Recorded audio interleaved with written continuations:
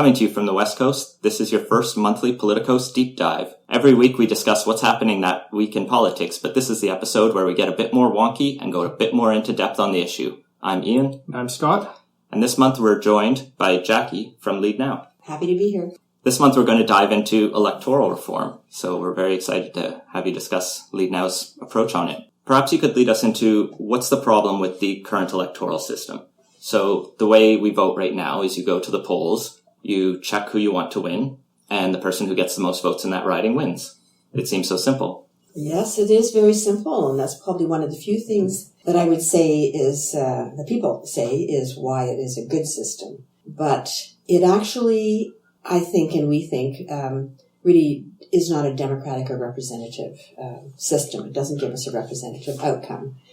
And although it's simple, and we've had it for a long time, there are much better voting systems out there that most modern democracies have already adopted, and we're behind the times, and we think it's time to really look at making some changes. So in terms of problems, I know that you say it's not democratic. Maybe let's just... Oh, I didn't say it wasn't democratic. Okay. But I'm saying it doesn't give you a representative outcome. It doesn't give you an outcome that represents the population and the wishes of the population. Right. So, for example, in this last election, the Liberals won a majority of the seats. They won, I think, 55%, most seats in the House, but they only got 39 or 40% of the vote.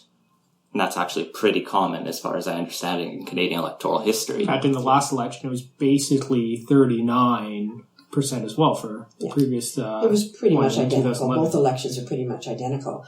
Although the Trudeau election was billed as a landslide. You know, like, wow, look what happened. Landslide.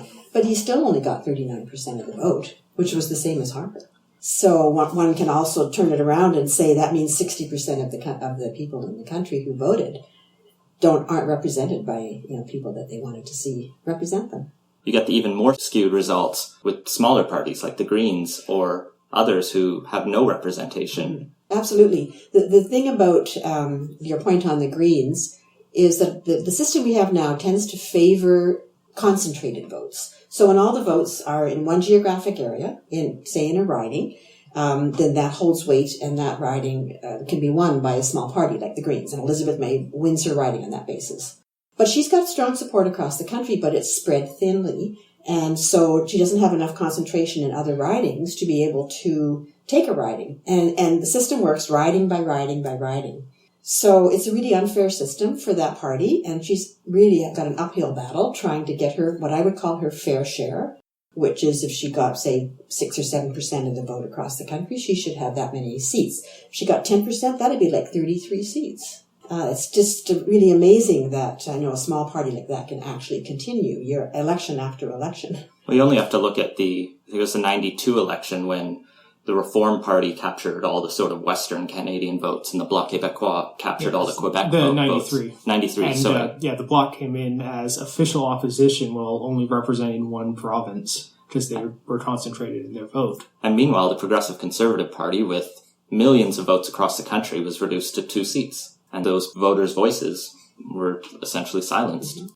Well, there's lots of examples of outcomes of elections that don't make any sense. If we look, at the broad national picture and how people have voted across the country, the actual representation in Parliament, in many cases, does not reflect that. And that's one of the serious drawbacks of this system. And it's because we have a multi-party system, and we have the effect of, a vote split where somebody you can even get as little as 35%, 34% of the vote and be a winner.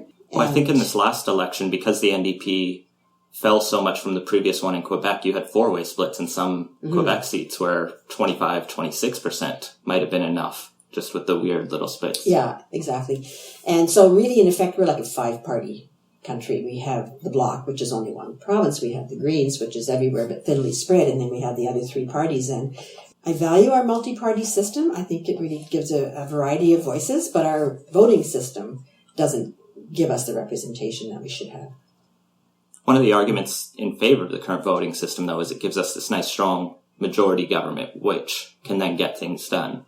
There's the knock against some of the more multi-party systems that they get bogged down in coalitions. I know for a while, I think it was Belgium, couldn't get a government together for year after year. They went about, I think, 18 months without having a government formed. Because no two parties could find, or I think they needed more than two parties to find enough common ground to form a government.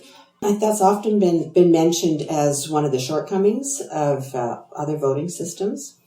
But if you actually look at the evidence and look at research, countries that do have like proportional voting systems that typically do end up with coalitions, the elections don't happen more often, and the kind of people that are attracted to politics are people that know that's the system they're working in, and they know they're going to have to cooperate and work with other parties. And it's a whole different ballgame.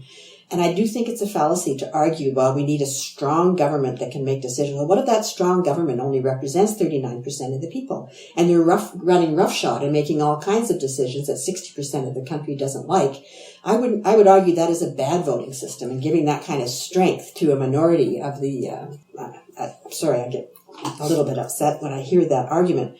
I really think that and I know we're going to talk about proportional voting systems and the advantages to those, but this argument about we must have a strong government that can make strong decisions, I think with our diverse country that is actually counterproductive in many cases. I mean, I threw it out there to get the discussion going, but I agree with you. I mean, it's a very bad argument, especially because the biggest push for electoral reform arguably came during the Harper era, because a lot of people were discontent and people on the left have long favored electoral reform, and they saw that as a good opportunity to make that argument. What I found so ironic about this counter argument is during that era, you had minority government after minority government, and we didn't have that stable situation. We had 3 elections in 6 years, which isn't supposed to happen under this first past the post system we have. So it doesn't even stand on its own face. Mm-hmm. Like, obviously within Canada, our stable system doesn't work. Well, when we have a minority government, it is inherently unstable because the motivation from all of the parties is to bring the government down, roll the dice again, and try to get all the power. But if you've got a system that is in a coalition, and again, you could argue a coalition is like a minority government, the motivation isn't there to bring the government down because the next election is going to give you the same proportional outcome. So what is driving our system is that chance that you might get 100% of the power, and you only need 39% of the vote to get there. So the motivation is to roll the dice, bring the government down, go for another election, and go for that power. And then you've got 100% of the power for the term of the parliament, so or the government. So you have to think beyond just a single election when you're looking at different voting systems and what is motivating the parties in the first place and how are they going to act as parties under the circumstances of their voting system. Yeah, exactly. You change the rules of the game, you change how people will play the game. And not just on one election. You can do an analysis of a single election, but it's actually bigger than that. You have to look out into the future. The next election is going to be the same system. Okay, so for a little background, what's currently happening right now is the government is in the process of changing the electoral system. During the last election, they made it part of their platform that this would be the last election under first past the post. Not too many details were provided beyond that, but right now they're conducting a series of consultations and have struck a special committee to examine potential changes to our election laws. And so that committee has been running around the country. What was actually interesting to me is initially all committees tend to mirror the House of Commons. So if you have a majority of 60% in the House of Commons, you get 6 out of 10 members on that committee. And Nathan Cullen, MP from here in BC, made a really fascinating argument that he said, if you want to build a broad consensus for this, we need to make sure that the committee represents the voters, not the parliament. And so the Trudeau government initially hesitated on this and pushed back, and then came around to his argument and said, you know what, that's actually a good idea. Let's give up our majority on this committee and let's let the dice fall where they do and see what it comes up with. So the Liberals have 40% of the committee seats roughly. The NDP has 15% of the seats, and the Conservatives have a few more. And the Bloc and Greens were both given a voice on the committee as well. So that's really what's been driving around, and they've spent the summer sort of touring the country with the mandate to consult with Canadians and try to figure out what we should do, both on the question of electoral reform, but also on a number of other questions that we can potentially get to on online voting, mandatory voting, and any other laws that might need to change. I'll just say that we were pleasantly surprised when we saw that committee changed. And we reacted immediately after the first committee was struck and pushed for them to try to make a change. And they adopted the principle of proportionality as much as they could in the revisions that they made, including adding in a vote for the Greens and the Bloc, because initially they were like guest members but without a vote, and it was so undemocratic and so upsetting. And then they flip-flopped, and I have to give credit to the government for doing that. I think that has now set the committee with the right tone, and I think that committee has from my knowledge, it actually has been pretty positive. We still don't know what the outcome is going to be, of course, and whether they'll even come to an agreement, but from discussions I've had with certain MPs, and I attended the committee when it was here in Vancouver and made a presentation, and there seems to be a good working relationship there, actually. And I think it was primarily a result that got off to a good start with making that change. Yeah, I've heard very similar things from when those MPs have been interviewed on different podcasts that I've listened to. I know Eric Grenier's Pollcast report for CBC, he's talked a lot to all the different MPs, and they all talk about how, even the Conservatives say how great they're working together. I mean, they have their focus solely on having a referendum, but they are interested in the questions, and everyone seems to be doing lots of good work. It's just a question of whether they're getting anywhere, whether they're getting to an actual, this is what we'll recommend, other than just, here's a whole bunch of information. It'll be hard to know what they're going to do with it. I think my sense is, I haven't listened or read to all of the testimony that was given, but there was something like 99 witnesses, 100 witnesses or so, and the vast majority of all those witnesses supported proportional representation. And I think that the committee, some of the members on the committee went into this not knowing that much, just like most citizens don't really have a good understanding of the pros and cons of different voting systems. And I think that witness process probably convinced the committee that maybe we should make a change. Like, I think that they were legitimately educated, and that all of the arguments from the experts really, with a few exceptions, did point towards some form of proportionality is what we need. And with the exception, as you say, of the referendum question, which is a whole different question on process, I did get the sense that they are seriously considering, adding some kind of proportionality. That's the simple thing. The complication comes in exactly what is it going to look like. Well, I think that's a good turning point to start getting into those complex questions, and maybe look at some of the systems that are out there that get thrown around a lot. I lived in the UK for 2 years, and after, not the most recent election, the one before that, they came to a minority government, and the UK has a very different tradition where they don't have minority governments. They have hung parliaments, and they won't do anything until they've essentially reached a coalition agreement. So they eventually came around to a conservative Liberal Democrat coalition on the understanding that they'd put electoral reform on the ballot. But the system they put forward was called alternative vote, which is also known potentially as instant runoff voting or just ranked ballots, where people in each constituency, they're the same size constituencies as you have right now, same number of members of parliament, one member per constituency, but you just get a ranked ballot. So you go into the voting booth and you say, well, I want to vote Green 1, NDP 2, Liberal 3, and then I'll leave the rest blank, or just number 1, or 1, 2, 3, 4, 5, 6, however many there are. And the idea, I think, there is that then when the votes all come in, if no one gets 50% on the first choice ballots, you throw out the lowest, whoever got the least votes, and take their second place, and slowly build those votes up until you have the sort of consensus candidate come forward. And so that's the idea of trying to find who's the least unpopular candidate in the riding, maybe? Yeah, basically how it works. Although I think this actually probably should be called first past the post, because there's an actual post one must cross rather than a moving target depending on however many people actually run in it. But that's a minor it's not annoyance. First past the post. It's eventually past the post. Someone past the post. A target or a quota, which is 50%. So there's an actual post rather than 20 or 50 or 30, depending on... A better way to describe both our system and alternative vote would be winner take all. Yes. And in one case, it's a plurality. You have to have the most. In the second case, it's a combined majority. First, second, third choices. So a couple of the pros on this one, obviously, is fairly easy to explain, pretty easy to vote, and you just write down the number, rank everyone. it's reasonably resistant to tactical voting as well, which is a big plus. It's hard to manipulate the outcomes based on change in how you vote to not reflect your actual preference.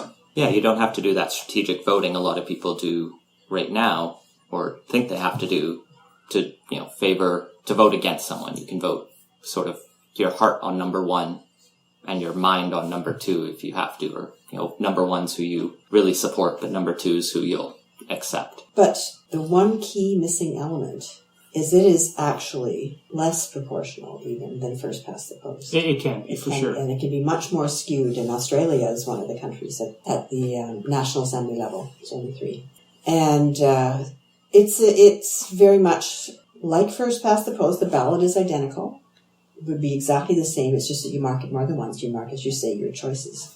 The motivation for politicians is a bit different with that system, where they're not just concerned about being somebody's first choice. They're also interested in garnering second choices. So the way that a politician would approach his or her constituency would be a little bit different.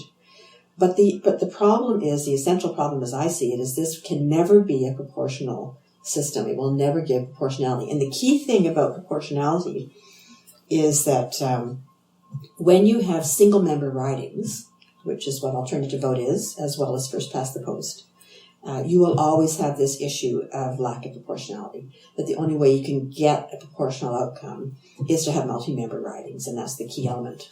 I think we'll talk about those in the other variations on voting systems, which will then bring us to the concept of having your parliament represent the vote of the people. Yeah, and that's, of course, been one of the big concerns on this.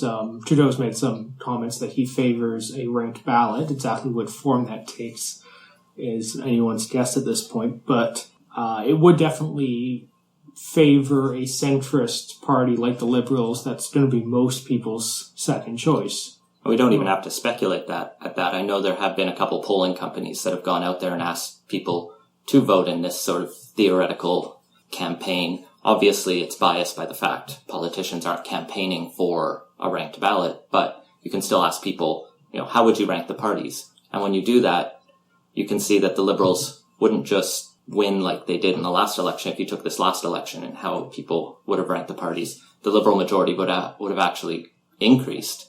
So while they still didn't get the most first votes, they would have increased their majority by dozens of seats, I think. And some of the other smaller parties might have even gotten wiped out. I believe around 30 seats was the numbers I've seen on that. I've seen, looking at percentages, that they would, right now they got about 54%, and with the analysis that I saw, it could be up to 64%. Because the party in the middle would be the second choice for the parties on either side. But I do think there's arguments that, that's not just the only analysis that counts. And the way the elections would run and the motivations that the politicians would have, and they would be campaigning for those second votes, would change the dynamic a little bit. And that's often argued as a very positive thing, because they'd have to be more conciliatory. And the hope would be that that need to appeal to second choices would reduce some of the worst partisanship, some of the most vile attack ads wouldn't go out there. You wouldn't have Trudeau attacking Mulcair. You wouldn't have Mulcair attacking Trudeau because they're sort of appealing for each other's second votes. You'd have them trying to ideally make the better case for why they should get your first vote. Yeah, so the politics would be different. I think that the issues and the policies that parties might present in their platforms might start coalescing a little bit. So you can't just take the raw analysis of, well, if we took the last election and then did a hypothetical second choice, we would have this huge Trudeau or Liberal majority. But it still will never give you any kind of proportional outcome. So if you feel you want a fair voting system that really does give you a representative government, then that voting system will not do the job. Yeah, and it also fails the Condorcet criterion, where a candidate who wins in a head-to-head against every other candidate won't necessarily emerge victorious. Now you're getting wonky. This is the way a lot of political parties actually choose their leader. And it is a good way when you only have sort of one person emerging, when you aren't trying to have 338 separate elections. But then you get situations where Stéphane Dion wins because he's the sort of compromise candidate, and no one's really enthused by him. Thomas Mulcair, I think, led on most ballots, but was not the first round ballot pick of most NDP members. I think Alison Redford in Alberta was also the sort of compromise candidate who went from second place to first by picking up all those people who couldn't vote for that other guy. So sometimes it can work, but you do get that sort of come from behind victory that in the end feels a little wrong. Maybe it's not, but it can definitely make everyone go, meh, with their election results. So mixed member proportional? Well, that's a compromise system, and it's actually quite a new system. It's a hybrid, and we have a few countries that most people will recognize as using it. We have New Zealand, and they transitioned from first past the post to mixed member about 5 elections ago. I think it was 1996, somewhere like that. And we have Scotland, which actually is a country, although it's part of the UK, it's a country. And Germany, which is one of the biggest, most successful democracies in Europe. But fairly new. But it is what some countries are now moving towards as the compromise, because basically the concept is that under mixed member proportional, you have members going to the House that are elected in 2 different ways. Maybe that's a better way to describe it. And it's a hybrid of two voting systems. So you as the voter, you are faced with a ballot that gives you 2 choices. The first choice is your candidate in your riding the way you do now. That's easy. Everybody understands that. And your second vote is for a party. So you get to vote for the candidate you want, and you get to vote for the party that you want, and they don't necessarily have to be the same party. So you get to split that decision. Although there are some versions where it's just based off candidate affiliation from the local election. Isn't just one way it can be structured. Okay, I'm talking from the experience of New Zealand, which is Right. the one that I know the best, and the one that probably relates to us as a Commonwealth country, having just transitioned to it. And so when you vote for the party presents a list of candidates for you to consider. And that can be an open or a closed list, and we can talk about that in a second, but it can be a list completely developed within the party. They present a list of, say, 10 or 15 candidates. You go and you vote for the party, and what you're voting for really is that slate of candidates. And so the parliament is made up of your regional or your constituency candidates that go just like we do now. Each riding sends their winner, and then that will end up with a disproportional result. And so what we have to do now is correct that disproportionality or unproportional outcome by taking the candidates that are representing parties and filling up the parliament to make it proportional. So let's say there was a case where the Green Party, for example, only won 1 seat in the constituency side, but looking at the ratio of the party vote, they were entitled to 10% of the seats. Then candidates from the party list would be sent to Parliament to make Parliament 10% Green. And it's a top-up system. It's a term that's often used to both send candidates to top it up to make it proportional. And that's the way Scotland works, Germany, and New Zealand. And that way you sort of get the benefits of both. You still have your geographic representation. That's one thing that I know has been identified over and over again here in Canada is really super important to Canadians, is I want to know who my MP is from my particular geography and who I can go to personally as my MP. So that is covered off by having your local rep. And then the proportionality comes from the party side topping up the parliament. So it's kind of a hybrid, best of both. So in Canada, we'd either have to split the parliament we have, the 338 seats, and take 150 of them, and make those the top-up seats, or we'd have to double our parliament. I know a lot of people don't tend to like that latter one because there's a lot of bitterness about the idea of hiring more politicians. People don't tend to like politicians for some reason. And I mean, it's a pragmatic issue too, in that there's only so many seats in the House of Commons that they can't actually just fill more. I think we could, with mixed members here in Canada, we could easily keep Parliament the same size and simply say it was 50-50. Say half were elected constituency, half were list party seats. Then you'd just be doubling the size of the constituency seats, sending half as many. You do have some problems with that, though, and some of the smaller ridings, population-wise, are massively overrepresented. Labrador, a vote in Labrador is worth 4-5 times what a vote in this riding of Vancouver Quadra's worth. Same thing with the territories. So in some ways, you'd be exacerbating the inequality of voting there by moving to larger ridings. So the big problem comes when you have a riding that's the size of Nunavut, and you say, now I need to have it the size of Nunavut and half of Northwest Territories and Unitatin. Okay, so we're getting down to like how it might actually be done within Canada, but conceptually, to just describe the concept of this kind of voting system, we would require larger ridings, perhaps only doubling though, which isn't that big. Right now, the average riding is, ideally about 100,000 people. That's about what Quadra is. And so combining that wouldn't be unrealistic. And then the others would be sent, as we said, representing the parties. In New Zealand, the ratio is actually something like 60-40, 60% constituency, 40% top-up seats, and that ratio can vary. But conceptually, mixed member is two different systems brought together to get the best of both worlds and to end up with a proportional outcome, retaining local representation for the voters. And I know the NDP has long favored this system. And there's the sort of argument about it that this system does put a lot of power in the hands of political parties, especially if there is that closed list. Like you have to vote by party, and that party chooses who's on that list and which people. And that's been my main concern with this one is the list structure, because already we have a parliament that's too party dominated. Canada is exceptionally heavy on the party discipline compared to other Westminster systems, and adding yet another stick and carrot for the party leaders to hold over their MPs is unlikely to improve democracy in Parliament. Those outcomes there, once we've already selected who's going to be our representatives. So that's the closed list style, though. But there is another, I know there are a few countries, I think particularly in Scandinavia, where Scotland does? Where they use open lists. And so on that side, on your second ballot, on that, these aren't my local constituents.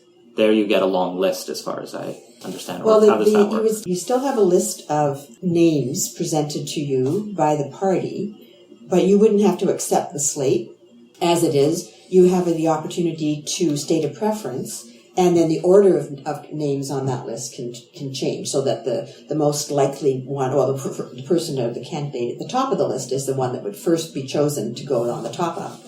And so you can vote for the candidates on the list and change the order of where they sit on that list. And therefore you have input into who would be the most likely to be going to Parliament, should they be entitled to go. The downside being, if you have, say, 150 seats to fill, and each party is running 60 to 150 people, you suddenly have a 500 name list. Well, you'd probably, since it has to be done within the provinces, you'd be...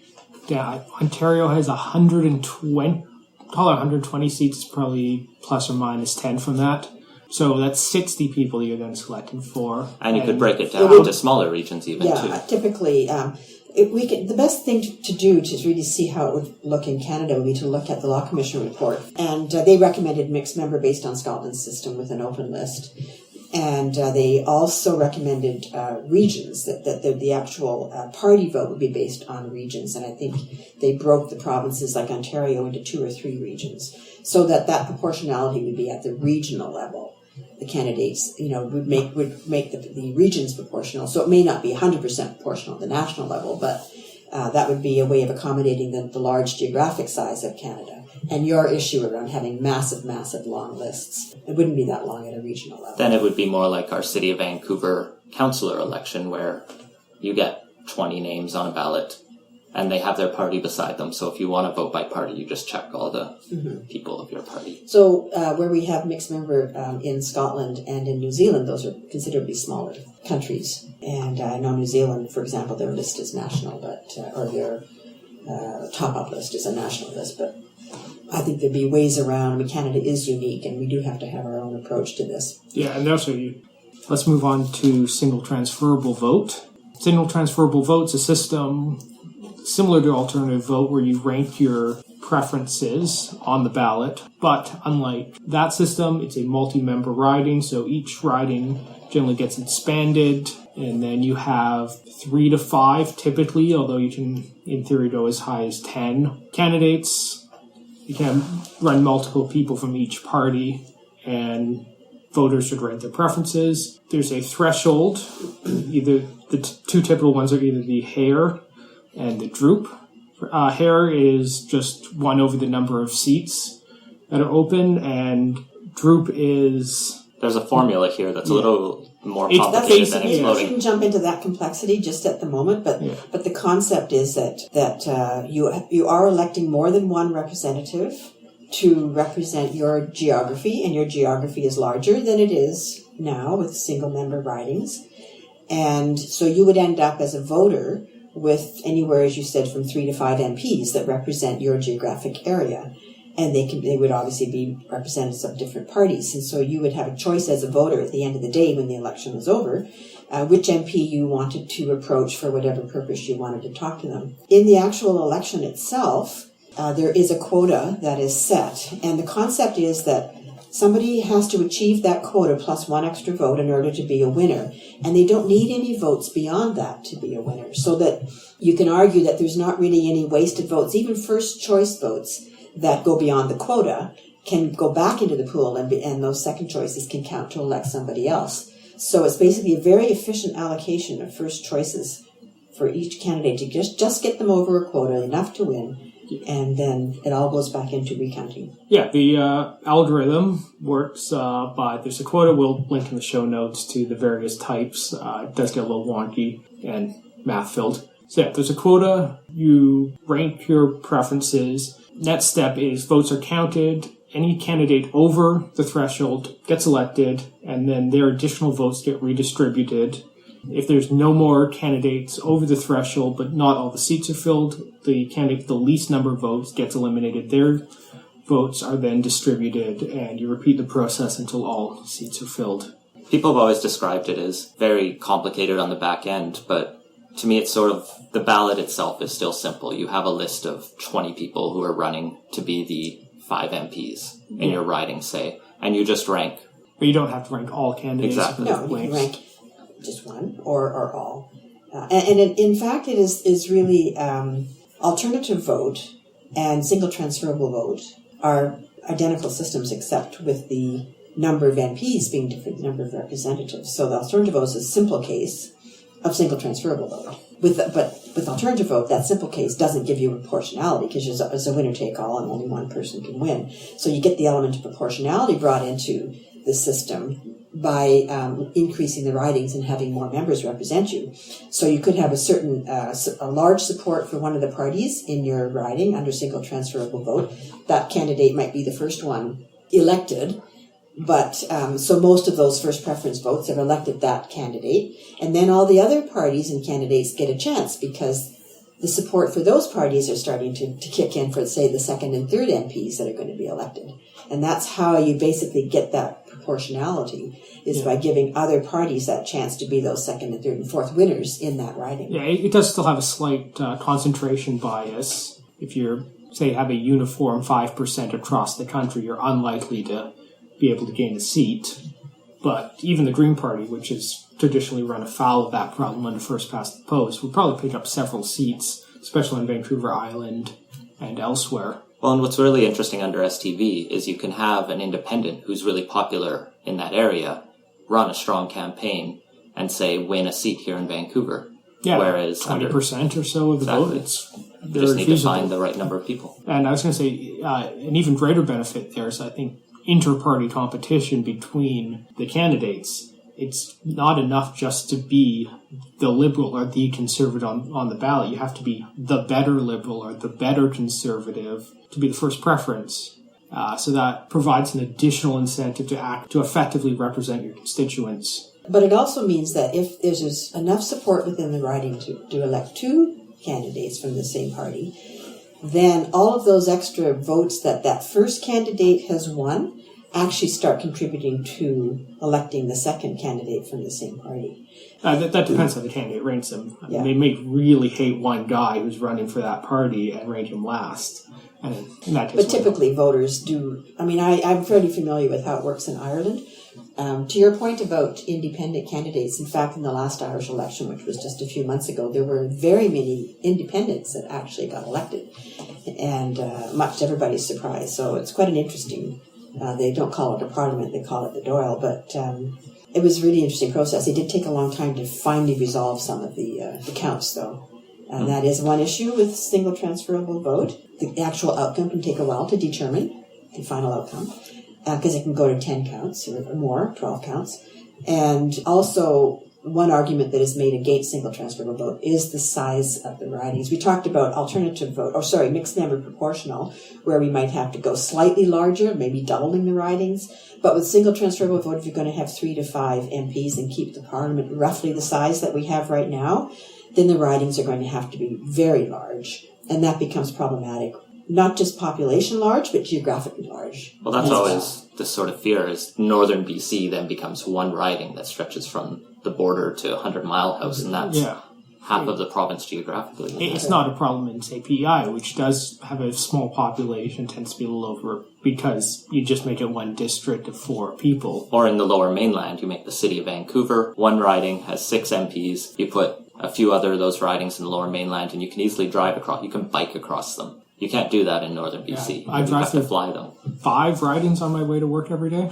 There is only two countries, in the world where single transferable vote, as we've just talked about, is actually being used, and that's Ireland and Malta. The Australian Senate also votes. I'm talking about the National Assemblies, but you're correct, the Australian Senate as well. There's other examples, but not at the National Assembly. So Ireland is physically a small country, as you've just pointed out, and the ridings are... I believe that each MP or each TD, they call them, represents something like 25,000 people, where we have like 100,000 per each MP. So it's a completely different scale, both in population representation and geography. So, to think about single transferable vote in Canada, you have to account for the geographic issue. And can you imagine, 5 MPs all covering a massive, massive territory? That would be quite inefficient. They all have to geographically visit the entire territory and travel through it. And so we need some kind of a compromise for Canada because of its unique case, geographically large. When you're talking about countries, we didn't say that besides Canada, I know the US and the UK National Parliament use first past the post. But I'm not sure if any other countries still do. There actually are quite a few, but they're not your typical modern democracies. And I think that's a really good point, because most modern democracies, like most of Europe, they all have proportionality and proportional systems. That the benefits are there. We haven't talked about some of the other benefits of proportionality, which is, better representation of minorities, and analysis of policies suggest that the policies of a country are more progressive when they're a proportional system. More women typically are elected. Well, that's one thing that I know has come up in the questions around open and closed lists on mixed member proportional is when you have those lists, you definitely get a lot more women coming forward, and they're elected more easily than in the sort of first past the post system, where even a party that says they'll run 50% of their candidates as women sometimes split them in not winnable ridings, and they go, well, we ran 50% of the women, but we still only elected, 30%. So one thing that has come up as a potential way to address the single transferable vote riding size drawback is the urban-rural proportional system, which I believe is being proposed by Fair Vote Canada. That basically combines all the systems we've been talking about tonight. So in the cities, you'll elect MPs with single transferable vote. In the rural areas, they'll either use first past the post or alternative vote to select their members. You'd keep the ridings the same size. And there'd also be a regional top-up to maintain an overall proportionality. So take the lower mainland, let's say, because there are some more rural parts of that. You'd have Metro Vancouver, couple large single transferable vote ridings, and then out, say, Chilliwack Way, Hope area, where the population's a lot smaller. It starts to get a little bit less dense, more dispersed. You'd have a alternative vote or first past the post right in there. And then you'd have 2 or 3 MPs for the overall riding that get used to make the overall system proportional. And it's one of those good ideas that tries to solve the problems of all of the other systems that we've outlined. That also then seems to make it so complex that I don't know who's actually going to want it. The concern I see with that is, depending on where you live, you're going to see different ballots. If you've got a single transferable ballot in a city and a first past the post ballot in the country, like we've got voters who are not consistent with how they see themselves interacting with their choices and their vote. I think the alternative vote's a much stronger case. That would be both of them are ranked ballots in that case. Yes. It would make the campaigns very weird because right now most of the federal campaigns, they only stop in the cities just to get the biggest crowds. But then you have these rural votes where that's where our sort of traditional campaigning is, where you really need to get a lot of attention. But in the cities, it comes down to which of the liberal candidates is your favorite. You have a lot more weird dynamics. And with the larger city ridings, it's harder and harder to door knock every house. The whole campaign dynamic, even from the political party's point of view, would then become this weird, well, now we have to run two completely different campaigns, two different styles of campaign. So I don't even know if the political parties themselves would want to buy into this just from the complexity. Well, I would jump in and say, I don't care whether it's hard for the political parties. I want the system that's right for the voters. And, fair representation is what's right. And if it's harder for the parties, well, we'll just have to make it work. Oh, I totally agree with you. I'm just talking pragmatically to make it actually happy. Yeah. To make this actually happen requires Parliament to come to an agreement. And if none of the parties see the advantage for themselves, obviously electoral reform is always that sort of no party is going to champion it unless they think they stand to benefit from it, or they saw an injustice in the past, or they feel like they can punish their rivals. I think all parties would face the same problem, which is different than what we have now, in terms of the kind of situation where all efforts are concentrated on winnable ridings and other ridings are just ignored. And so the dynamics there are where key swing ridings and strategic ridings are the only ridings that mean anything in the country. And so that's where all the action is. And so there's no party strategy in other ridings. They know they're going to win. So, every voting system is a different dynamic. But the problem you've just described, yes, would make it hard for the parties, but it would be equally hard for all of them. That's a good point. The swing ridings issue of first past the post we didn't even get into, and it's so apparent right now in the U.S. where California's not in play. Texas is maybe in play, but that's just Missouri. Probably not for another 10 years. Missouri isn't in play. Texas isn't really in play. They're solid Republicans. And Utah, oddly enough, is in play. But that's just the thing. They come down to a couple key states that's all you have to care about. Ohio, Florida, and a few others. And it also comes down to that's where all the money goes as well. To really work that riding, the swing riding, to be the win. And so the voters in the other ridings, we come back to Canada, the voters in those ridings in Canada are ignored. Why would they bother to vote? First of all, they know that the other party is going to take it. And so it's almost like democracy is lost for those ridings that are sure wins for the parties when they know they're going to win.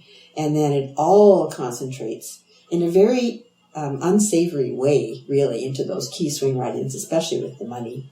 And so you have voters that can influence the outcome of certain ridings, and then other voters that why bother vote. And that can have follow-on effects in terms of policy. It's probably most apparent in the U.S.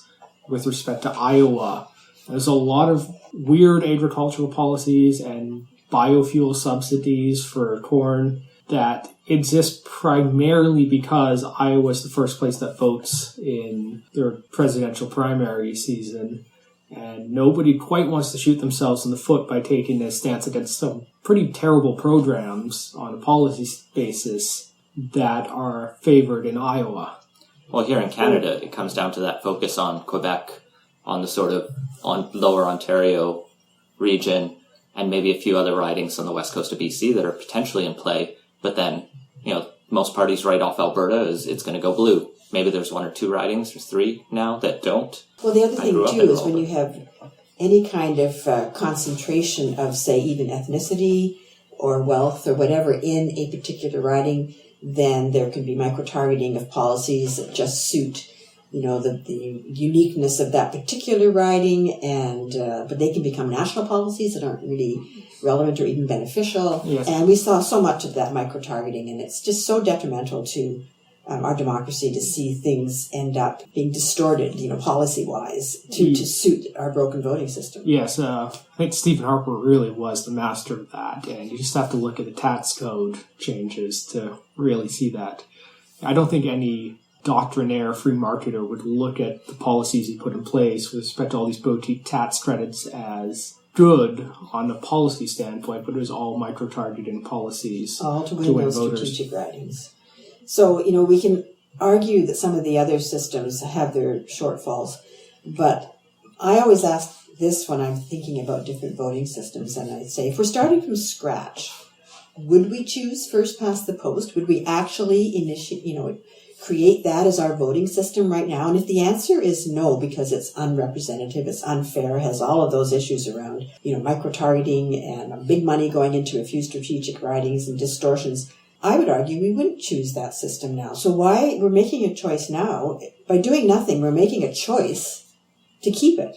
And that is a conscious choice. It's not just default, we won't do anything and we'll just take it as it is. So I'm really hoping that the committee will actually make a recommendation for change. I really do feel that our system right now is not the best system for us. And I would argue that it's even going forward, like we're not just making a decision for today, we're making a decision that's going to be the right voting system into the future for many, many, many decades. Hopefully we'll get a stable system that goes for many decades. And what is Canada going to look like down the road? We're becoming more and more of a diverse country, and we have to be able to give a voting system that gives diverse voices a place in our democracy. And unless we change the voting system to be more representative, I think we're going to see an even greater inequalities and disenchantment of voters. As our country becomes more diverse, we must have a voting system that actually acknowledges that and gives representation to that diversity. So our voting system right now isn't working, and it's going to be even more unsuitable into the future. That's a great point you make. I mean, I agree with all of that personally. I really like the idea of what would we come up with, under that veil of ignorance if we were just designing from scratch, and sort of looking at the diversity of Canada, but then maybe taking some of that ignorance off and using some of the knowledge of the history of Canada. The mixed urban-rural system to me actually isn't as bad as I was just talking it down. It's pragmatically potentially very difficult to both explain to the public and to get political party buy-in. So that's my sort of hesitation with it. But I think it might, in the end, be the best system. Part of why I sort of think about that is I know historically this system actually has been used in Canada. Something we forget is that at the provincial level, not every province has always used first past the post. Way back in I think it was in the 20s and 30s, Alberta did use this sort of urban-rural system where Calgary and Edmonton voted their members of the Legislative Assembly at large, or they did a sort of STB-type system where you had multi-member ridings there.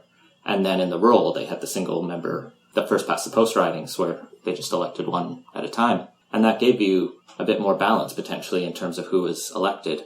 Unfortunately, one party won an election and wanted to punish their rivals because they did better in one way under a different system, so they just changed it. They didn't have a referendum, they just passed a bill, and it became the new system, and they have first past the post in Alberta ever since. I think BC in the past has had some dual-member ridings and some multi-member ridings. They weren't necessarily done with the complicated single transferable vote ballot, but they potentially just do like we do here in the city of Vancouver when we elect, which is to have a multi-member riding where you get 2 votes and you can pick any 2 of the candidates, and whichever 2 candidates get the most votes is the winners of that one. And federally, Halifax used to use a similar system. The Halifax riding would send 2 members to Parliament to represent that one larger riding. So you have these different systems that sort of represented different people, potentially a little bit more proportionally, although the way the city of Vancouver, that sort of at-large system, doesn't always produce proportional votes because you get a lot of wasted votes then. You could have people winning with 10% and 12% of the vote. But it does show that you can have these mixed systems, and maybe it was just a very different election in the 30s in Alberta than it would be in, I guess, the 2020s across Canada with things like radio and television and the internet changing our elections so much. But it's possible to have these different systems and to change them just on a whim, I guess. Although the politics was much different in the 30s than it is today. Yeah. I don't know a lot about all the different kinds of systems we've had in the past, but the cases that I do know typically are the motivation for change happens because they've been unhappy with what has just happened in an election. I know that was the case in New Zealand. Just like here, a lot of motivation to change based on what happened with the Harper government. then there's a drive to come up with a new voting system, and that can then be reversed down the road if it wasn't giving satisfactory results to the majority. So sometimes the motivation to make change, was kickstarted by a bad experience. And I think that's probably the case here in Canada, where we actually have recognized some of the problems that we do have with our system when it gets hijacked by, like a party that actually isn't rising to represent the entire country, but still, actually catering to its base in a very narrow way.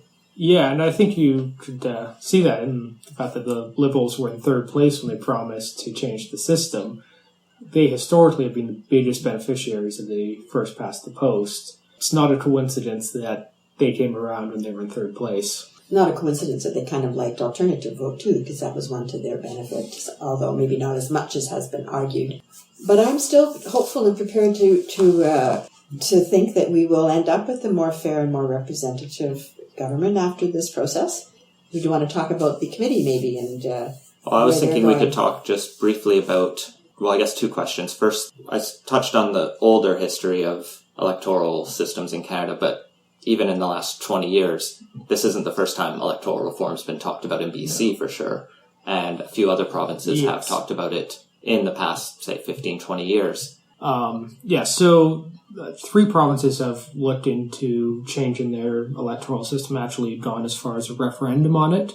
BC had 2005 and 2009's. They had a STV system they put forward. 2005, there was 59% of British Columbians voted for it, but had a 60% threshold on the referendum. So it failed. 2009, I believe it got under 50%. Got about 47, I think. Yes. So what was interesting in BC was there was one election where I think the NDP lost the popular vote but won the election. And then that sort of made a lot of people go, wait a minute, this system's broken. That doesn't make any sense. How can that happen? Because shouldn't the people who get the most votes win the election? But it's actually... At least that. But when they even get to the point where they don't even get the most votes and they win. Exactly. Yeah. So then there was this desire for change in BC. And what was really interesting with the process they took was they formed what was called a Citizens' Assembly, where they just basically picked a bunch of random people and said, here's a bunch of money, go sit in a room and come up with a voting system. If you need experts, we'll send you experts. If you want witnesses, we'll give you witnesses. Go ask questions, figure it out. And so they completely devolved it from partisanship. And they let these sort of average people just figure out what they wanted. And they came up with STV, which I think is really interesting. It shows that sort of, like you were saying, Scott, takes the party politics out of it. And it has a lot of appeal. And I'll just make the point, too, that I think that is a really good approach to this decision-making because it's not a simple issue. And it does require a fair amount of understanding. Like I mentioned earlier, the committee, I think, has really, by listening to their 100 witnesses, has really, I'm hoping, and seems to be the message that's coming out, is that they have learned a lot from this. And it does require, it's an educational process to get to the point to really be able to make a decision on this kind of a complex issue. And the Citizens' Assembly, I think, is a very good way, takes the partisan politics out and gives people time to get educated to make an educated decision and recommendation. I wonder if we shouldn't almost do that for more big policy decisions. Mm-hmm. I think it's just that it takes time. But these complex issues, deserve that attention, deserve the time, and deserve maybe the money that's involved in doing that. And it kind of comes around to the question of referendum, which is one of the big issues on the table for this time round at the national level. Is that the right process for actually making this decision? And that's a controversial issue, right? Yeah, and we'll be touching on it in a moment. Just to wrap this segment up quick, the other 2 provinces that examined this were Prince Edward Island in 2005 and Ontario in 2007. Both looked at mismember proportional systems and both failed to pass a referendum on the matter.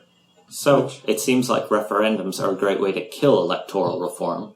So should we have a national referendum on this question, like you were just asking? Well, I think one of the negatives is one of the point that I just made, that it's really not a simple black and white kind of a question. It does require a certain level of knowledge to be able to make an informed decision.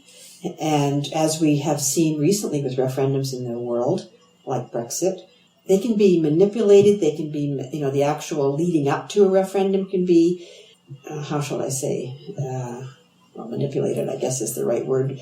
Bad information can be out there. The wording of the referendum can be complicated. And so there's so many different aspects of that, what might seem like a very simple way to make a decision, so many different ways it can be derailed that and turned into a black and white issue, which it really isn't. That it may not be the best approach. And I'm not arguing, that we should not have a referendum. I just think we need to be very cautious and think about this before we just jump into saying we've got to make this decision by referendum. I would be quite happy to have Parliament make that decision for me. And I don't think that there's so many potential pitfalls with the referendum that it typically gives you basically an excuse to not make any changes at all. Well, I definitely think you do bring up some good points on that in terms of the question and whatnot. We've had problems in the past in Canada with poorly worded referendum questions. Quebec 1995 is the most obvious example. So at the very least, I think there need to be an all-party consensus on the wording of it. But it is worth noting that New Zealand, which you brought up, made the change to a proportional system, and they did that with a referendum. They had two referendums, actually. They had one that was not non-binding, and they basically asked the question, do you want to keep what you have or change it? And it was that was a fairly simple, let's get the mandate to make change. And one could argue that we've had that really at the last election. And then they made a confirmatory and then there was which system, yeah. And as we just discussed, BC also had one that, with a, in my opinion, more reasonable threshold of 50% would have passed. But BC also had a notorious referendum a few years ago on the harmonized sales tax, which came about after a massive petition. And while you can argue the sort of benefits economically of having a harmonized sales tax, that almost came down to a referendum on the government as saying, do you like what they've been doing? And the no vote to the HST was essentially a slap on the wrist to the government that had said they weren't going to bring in an HST. Yes. And there's, in my opinion, good and bad policies to put to a referendum. Stuff like tax policy, for example, really should not be a matter of referendums. Well, complicated issues that really require, sophisticated thinking and complex elements to it. It's a balancing of everything, and it's almost a very difficult yes or no question. You could have a referendum on which flag do you want for your country. That's a pretty simple question. Even that's controversial. New Zealand also just did that. Yeah, I know. Well, and even when the AV Plus referendum came up in the UK, the main party pushing for that was the Liberal Democrats, but they kind of cooked their own goose because they'd just gone back on a bunch of promises, like not raising tuition costs, when they got into a coalition with the Conservative government. So the people, their sort of constituents who were initially very enthusiastic about electoral reform, then sort of had a chance to put a referendum on the Liberal Democrat coalition, even though they're obviously different issues. But people went, well, you are the guy who lied to me, so now I'm going to vote no to the thing you want. And yes. It's really hard to people should be more rational, but they're obviously not. Yes. Yeah, so you can get an outcome on such an important issue that can be affected by all kinds of partisan things. Yeah. The other thing that's important, I think, about referendums, too, is that it just like as in political campaigns, money can buy an outcome.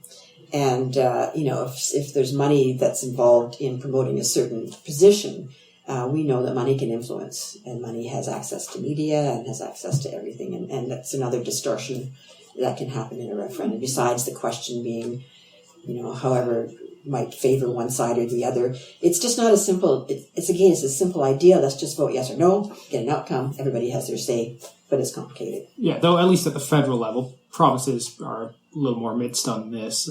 We have pretty good campaign finance and third-party spending laws. But getting back to my previous point, there's obviously some stuff that referendums absolutely should not be on. But should also be some issues. The really big, what are we as a country? Where do we want the nation to go? Stuff like independence votes. The really major stuff that you can't necessarily capture in just a general election mandate. I think there's a stronger case that those need a greater degree of citizen involvement and citizen consent to the changes that are coming in. And I think I'm a little more pro-referendum than, I'm not entirely sold on it, but I'm definitely leaning that way, in that's the citizen consent aspect's my biggest concern with this, and why I don't want to see it just approved by Parliament is that we're fundamentally altering the relationship between the citizens and the people who represent them and exercise power on their behalf. And I think it sets a bad precedent, and it would not be good if the politicians unilaterally changed it on their own accord. And you'd previously mentioned how you'd like to see this be a stable long-term prospect. A referendum makes it harder to then roll it back later because the precedent is there that you need the citizens to agree to that. And and you're not going to have a new government come in and go, well, we're going to put all our capital that we just won into another referendum. Yes, and so when we were talking about Alberta previously, there was a bit of a whim of the politicians. We're going to change it to favor ourselves there, and that would be my main concern about having politicians decide the terms on which they're held accountable by the people. I mean, I know a lot of hesitation about the referendum question is the fear of losing it, which is not a great driver, let's be honest. But yes, there's a fair bit of motivated reasoning among everybody on this topic, but it has been something I've noticed that there's a tendency to not want to touch the referendum because there's a concern of losing. I think a referendum that went really well, except for the result was very close, which is always a problem with a referendum when you have 52-48 splits on a referendum that doesn't tell you anything other than it was split nicely. It was actually the Scottish independence referendum. The question was very nice and clear. They said, presented two very clear cases. Agreed upon by all sides. Everyone liked it.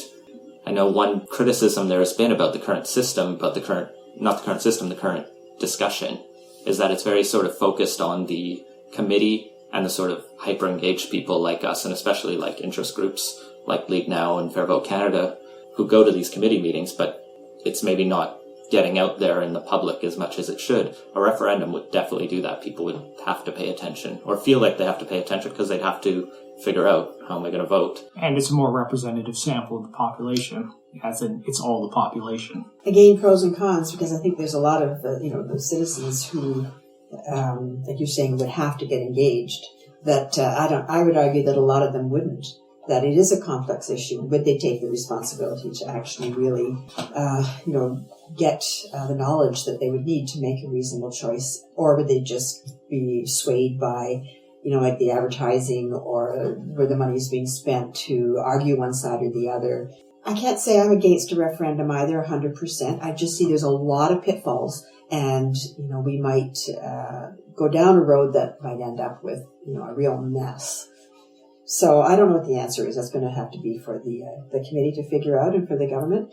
I'll just make a point about Scotland, though. I actually went to Scotland to witness that referendum, and I was actually there, and I reported back from there to the Vancouver Observer at the time. And there was in the actual lead up to that decision, there was a lot of fear-mongering that was actually out there in terms of you better not make any change because it's way too risky. And so there was this real attempts to sway people, not based on maybe the facts of the decision, but let's not make any change because change is fearful.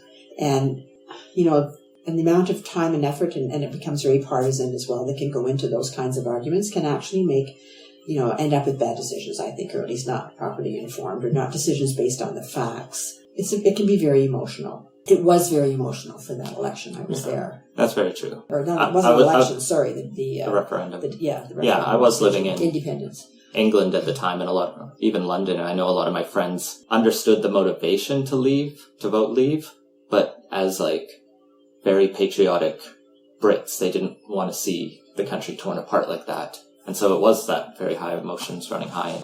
But it was better than Brexit, but that's a very low mark, I guess, for referendums. Well, I think they're going to have another one very soon where they will leave, myself, after what's happened with Brexit. I know that when I was there and I interviewed people afterwards, they said, well, this is the first referendum, but then we'll be leaving with the next one. And that was before Brexit. So. Yeah, and there's no perfect way to achieve this. It's all trade-offs, and I suppose the real question is where the trade-offs lie. And at least in my opinion, the primary consideration should be getting the consent of the citizens, and exactly which model we use to get that can change is open to discussion, but that would be the main sticking point for me. Well, I do think the Citizens' Assembly probably is the ideal approach, but it is long, it is expensive, it requires some really committed citizens to step up and be involved in the process for a long time, and then other citizens can have the comfort that these people have represented me in a nonpartisan way, and they have become educated, and this is a balanced choice, and all of those things that are missing with this straight referendum, yes or no, decide overnight, and bang, it's done. I'm not going to say I'm favored one or the other. I did like the idea Nathan Cullen put forward. He seems to have a lot of great ideas about reforming systems. He said, well, let's have a referendum, but let's have it after. Let's, change the system, try it out, pilot it for a couple, an election or two, and then have the referendum to say, which of the two systems that you've tried would you prefer? I think that's a great idea too. I really liked, the idea of try it out. Then you're way more familiar. You experience it, and the politicians experience it as well. But I think you'd have to almost go for 2 elections for the reason that I said earlier about bringing down the government, first past the polls, roll the dice. If you have to know that next election, if you go for a single transferable vote or some kind of a proportional system, that next election is going to give you that same outcome. Because I think it would be distorted. How many elections do you think we need to go to try it out? Yeah. I mean, it feels that's minimum of an 8-year process, and there's no way to guarantee that a future government will honor that commitment. I mean, they can put it in legislation, but you can always pass a bill to repeal that. It appeals to me very much as my scientist side, my history of let's experiment and let's try the different systems. Maybe let's make BC proportional and then keep the rest and let BC decide it for the rest, but that would obviously not work politically. And just like you're saying, the pragmatic answers, we can't mess around with our election because what happens in those 8 years are those, if we switch back, do those 8 years then, or 4 or 8 years, become, do we have to discard those policies? Do we still consider all those laws passed legitimate if we've changed our system to a different one? So I do like the idea, but I can see the problems realistically as well. Well, these issues are never straightforward. They always are complicated. And that's why I think it requires a lot of discussion and consideration before, these decisions are made. Do you want to talk a little bit about some of the other areas that the committee was considering as well? Yes, there's a couple other tweaks to the system they're looking at beyond just the method by which the votes are counted. A couple of the big ones are online voting and mandatory voting. I certainly have my concerns about online voting. 2 fundamental problems are having simultaneously a secure and anonymous ballot is essentially impossible to do with computers and online communication. Yeah, the way we vote right now with paper ballots is actually pretty antiquated, but in a sort of good way. You can't mess around with it too much. The only way you can really commit electoral fraud on a massive scale is to literally steal boxes of ballots, and that's noticeable. That said, there's advantages, especially if we're getting into STV, where you have more difficult counting systems, to having electronic ballots where you can just go, let the computer run it. Well, that would seem to be more of an argument for counting machines of paper ballots, where you have a physical trail you can then audit and recount should any issue arise. I can tell you in Ireland they do it by hand, and that's why it takes a long time. They actually, and I think I'm right on this, but I'd have to double check, but they actually did try to use a computer to do the count a couple of elections ago, and it turned out that there was a problem with the computer algorithms or everything, so they went back to manual count for the last election. And New Brunswick's 2014 election had a similar problem. I believe it was the right of Campobello Island, which, interesting fact, is not connected to the rest of Canada via road. You have to travel through the states to access it. And they had a problem with their voting machines, and there was issues getting replacement machines across 2 border crossings in a timely manner to get the results in. One argument that's always thrown forward for online voting is that it makes it so much easier that more people will vote. The idea is, people aren't voting because it's inconvenient. But I know I personally don't believe that at all. When I was an undergrad at the University of Alberta, they switched from paper voting to online voting for student council elections on the argument that students will now care enough to vote. And as far as I remember, the turnout didn't change dramatically. People, 20% of students voted before, 20% of students voted after, because it's a matter of voting's not that hard. There are a lot of poll stations. You just have to show up. They're generally pretty liberal about, oh, well, you forgot this, but you can have someone swear or sign you in, except under some of the new changes. But so online voting doesn't, to me, it makes it easier and more convenient, but that's not getting in the way of people voting. It does seem to be a bit of a solution in search of a problem. I can tell you, when I went to the committee hearing here in Vancouver, there happened to be an expert witness prior to the open public opportunity to speak. And I'm not sure the woman's name, but she, in her presentation, I'm pretty sure in one fell swoop, convinced the committee that we do not want to have online voting until we have absolute certainty under security. And the point was raised, what if we have, a problem with the voting machines? We have an election, we have online voting, we have an outcome, the government is formed, and then sometimes voting fraud isn't determined, certainly electronic fraud, until, years down the road. And then you find out 2 years later that, hey, there was a problem with those machines. And well, then what happens with the 2 years of government that you got that wasn't the right government and all the policies that they adopted? And it wasn't a legitimate outcome because the voting was gamed or the machines were tampered with. And it can happen at any point as well. It can happen at the time of the vote or the algorithms that are used to calculate and count in so many different ways. And by the end of her presentation, the committee was kind of sitting there dumbstruck, like, oh my God, how can we have online voting right now and have risks? This is the most important thing of our entire country, and put that at risk. Have an illegitimate outcome possibly in place for a couple of years, and then we discover, oh my God, it was gamed. It's a black box, and that's the real problem there. Can never be secure. Can never be secret. People talk about how secure and how much we trust our sort of online banking, but even in the last week, we saw a major attack on the internet that shut down some of the biggest and most secure websites out there for a few days. If someone wants to attack something, and something as obvious as an election is a very big, easy target for a cyber terrorist to go after. Not a particularly complex attack either. It took a lot of resources to marshal, but the fundamental way it was carried out was fairly simple. The only thing we have defending ourselves right there is Canada is such a middleweight, no one really cares about us country despite what we think. But we still have had terrorist attacks in this country, and let's not risk our election on that. We're a NATO member too. There's definitely some interested parties out there that would be interested in swaying a country like that. I think that there could be arguments made for certain circumstances where the voters are very remote or unable to actually physically go and vote, and that can be an exception. But if, first of all, there'd be less incentive to game anything like that because there'd be so few votes involved.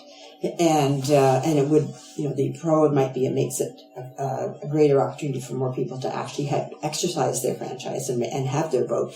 But the argument that was made to have, across the board online voting was really quite strong. By the time she was finished, as I said, everybody was sort of, oh my God, how could we ever consider this? Because typically, it can, what's happening with the electronic, my understanding is that it can just be replicated and can be so big. Like you say, to actually game a paper ballot system, you have to physically go someplace, and it has to happen at the ballot box, and that can't be done simultaneously in every ballot box across the country at the same time. But conceptually, with electronic voting, it can happen that way, and that's when it becomes a massive issue. Yeah, it's essentially digital information that can be manipulated, and the only way to combat that would be to put some sort of unique identifier tag to each ballot, in which case you remove the anonymous voting. Mm-hmm. Well, then the other big topic before the committee that's potentially a bit more realistic is the idea of mandatory voting. And this is something that is done in a number of countries, most notably Australia. And the idea there is if you don't vote, you pay a fine. $20, I think. $20 in Australia. I'm sure it's worse elsewhere. And you can spoil your ballot too. Yeah, you have that right. Yeah. And the idea there is then, if everyone comes out, voter suppression goes away because you don't have political parties that are not trying to win, but trying to keep other voters home so that they win by default almost. And turnout-based stuff Exactly. too. Not just keeping others away, but get all that resources spent, keep getting your people to the polls. However, I'm not sold on the fact that it will lead to better outcomes. I don't think, Tony Abbott's exactly a selling point for mandatory voting. My daughter actually lived in Australia, and she was there for an election, and she's back now. And she said that she knows the Canadian system. She knows that if somebody chooses to vote here in Canada, they're typically have some knowledge about they've made some attempt to educate themselves about what they're going to do and how they're going to vote. They don't just go and mark the ballot without thinking about it, because it's an effort to get there. So when she was in Australia, she was in university, and there was a lot of young people who knew they had to vote but really didn't know anything. And she said that she took it upon herself to sit people down that she knew. She went and researched all the candidates, made a presentation to them, and so tried to go through an educational process to help them make their choice. And then they went off with some sort of knowledge. But typically, a lot of times it is simply, who's at the top of the list, done, voted, or spoil the ballot, just, to save their $20 and not have to pay $20. So the question you have to ask yourself is, an informed vote, fewer but informed votes, going to give you a better outcome than, high turnout, but how many of those votes are not informed? So I'm not saying that there's an easy answer. I think I would personally tend to say we should not have mandatory voting. We should actually go to the heart of the matter, which is throughout all of our educational system, we need to educate people more so that they're more conscientious and engaged citizens and are internally motivated to want to vote. They will go and vote, the turnout will be higher. And that's addressing the real problem as opposed to artificially, getting somebody to go out and vote so they don't have to pay $20. That's not getting engaged citizens and making informed decisions. Yeah, the way you're describing that sort of difference, it just makes me picture just whoever runs the most catchy ad or has that jingle that you have in your head when you get to the poll, you're like, oh yeah. Or even the name at the top of the list. That, whichever one is first, oh good. That's not even a problem just under mandatory voting. I know affects even, municipal elections, even non-mandatory voting. So those people tend to do better. And so if you then put a bunch of people who aren't particularly invested in the election and they layer that on top of the problem. Exactly. Yeah. So I'm not sure. I think that was an issue that the committee heard pros and cons, and it wasn't really definitive. And I don't know what they'll decide. But personally, I'd like to just see a better process of education, a deeper approach to the issue, and that is creating more informed, internally motivated citizens is the answer. Yeah, I think the motivation question is pretty key, and one of the arguments you frequently hear, if it's not the most common one put forward, is that turnout numbers are low. That indicates a dissatisfaction in the system and with our politics, which I'm not necessarily sure follows. You tend to see turnout go up in kind of really high stakes elections. To pick a recent example, the most recent Quebec election where sovereignty raised its head again, you saw turnout spike on that one. Mostly to reject putting in a third referendum on it.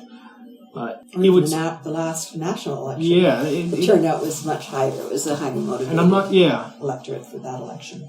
You can see lower turnout as either a dissatisfaction with the system or alternatively things are running fairly smoothly, minor moves left and right isn't going to affect things all that much. I'm more or less satisfied with any of the options. That sort of apathy. Well, not necessarily apathy, just satisfaction with any outcome. And therefore, I don't need to vote because everything's just fine. Yeah, I think I do have my personal position. We'll see what the committee comes up with by way of a recommendation. I suspect they probably will not implement it, but we'll see. I guess the last question I have about the committee itself is, I know a lot of changes were brought through by the Harper government in terms of ID that you need at the polls and sort of seemingly little tweaks, but also they do affect how you personally go and vote. Do you know if the committee is looking at overturning, reversing any of those, or even looking at the question of... I think there have been some discussions generally about having to change some of the things that were in the last, what we would call the Unfair Elections Act. But I'm not sure that's really the mandate of the committee. That is something that could come about through a separate process. I don't think they're going to be making a lot of recommendations on that front. All right. But in terms of just the committee and its work, like the committee is now finished, and they're now deliberating and working on their report, which they have to have presented by December the 1st to Parliament. And we don't know whether it's going to be a consensus report or whether there'll be minority reports, coming. I know that the request is please try to arrive at a consensus, a single report that you all support. And then it'll be completely up in the air as to what the next step is in terms of will it be implemented, accepted, how will they proceed. So there's still a lot of unknowns going forward. Yeah, we've heard. But we will know soon. I think if they stick to their deadline of December 1st, that's not very far away. Well, we know that Trudeau recently has been floating balloons about whether or not there's even the appetite for reform anymore. So he might be trying to walk back, and he said he's not bound to the committee's report, and we've seen him reject other committees' reports, like on the assisted dying question. He adopted some of the recommendations, ignored others. And so... he's feeling pretty cheeky right now because, he thinks he's got a massive support in the country. But he's starting to lose, on some fronts, there's a lot of disillusionment that's coming out now, like a year down the road. He's not delivering on some of his promises, and so this is one that, people have discussed as maybe he will choose to not follow through with, but it'll generate a lot of disillusionment, especially with the young people that I think came out and supported Trudeau because he did present, a very positive view of the country and intending to be open and responsive and giving them their voice. And if he backtracks on this one, he's going to lose a lot of that the youth support I think that he had.